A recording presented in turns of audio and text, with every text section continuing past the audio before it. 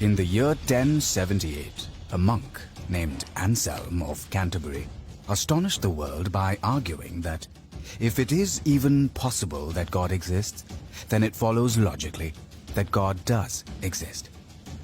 Anselm's argument came to be called the Ontological argument, and it has sharply divided philosophers ever since. The 19th century German philosopher Arthur Schopenhauer called it a charming joke, but many prominent 20th century philosophers, such as Charles Hartshorne, Norman Malcolm, and Alvin Plantinga, think that it's sound. Here it is. God can be defined as a maximally great being. If something were greater than God, then that being would be God.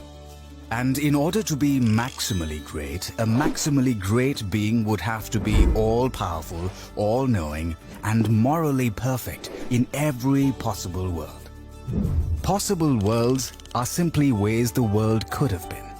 To say that something exists in a possible world is just to say that if the world were that way, then the thing would have existed.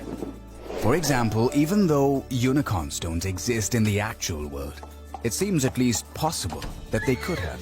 So we can say that unicorns exist in some possible world. On the other hand, a married bachelor does not exist in any possible world because the idea of a married bachelor is logically incoherent. It could not possibly exist. So if it is possible that a maximally great being exists, then we can say that he exists in some possible world. But wait, a maximally great being would not really be maximally great if it existed in only some possible worlds. To be maximally great, it has to be all-powerful, all-knowing, and morally perfect in every possible world. So think about it.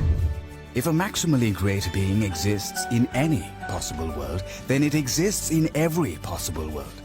And if it exists in every possible world, then it exists in the actual world.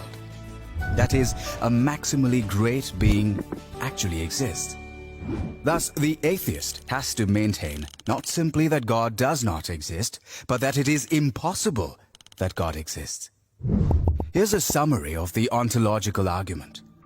Steps 2 through 6 are straightforward and largely uncontroversial.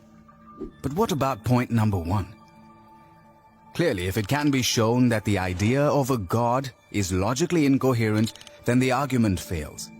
But is the idea of a maximally great being absurd, like a married bachelor, or a square circle, or the smell of blue?